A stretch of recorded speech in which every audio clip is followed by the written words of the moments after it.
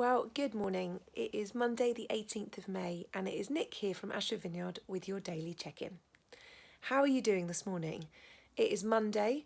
Are you feeling the Monday blues? Or maybe you're feeling a sense of a fresh start after a tough week last week. Well, that's what I want to talk about this morning, this ups and downs emotions thing that we're going through at the moment. Back in 2018, I went on an incredible trip.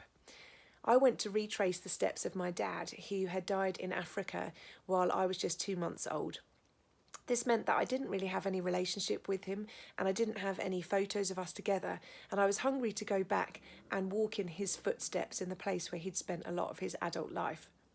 And just before I went on that trip, I had a conversation with a psychotherapist, and I was saying I was unsure how I would be feeling on the trip, whether it would be a really positive, happy trip or a sad one. And she gave me some excellent advice. She said, Nick, however you feel, you need to know that that's okay, even if it's at odds with how people are feeling around you. And that you need to own that that's how it feels, for good or bad, and that that's how you'll be able to process those emotions. So I would encourage you, maybe at the moment you're finding this season really tough, and when you look around your friends who are seeing the bright side and being positive, you feel there must be something wrong with you. Or maybe you're someone who's finding this season brilliant. You're loving the time with your family, you're loving the change, and you're looking at people who are really struggling and thinking, there must be something wrong with me. But what if there was nothing wrong with you?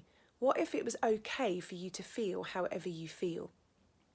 One thing I've learned over the years is that however I'm feeling, God is with me and He is for me. And that I don't ever have to try and get my emotions to come into line to a particular way of feeling before I can go and be with Him. So I would encourage you today, be yourself, acknowledge how you're feeling, and go to Him with those feelings.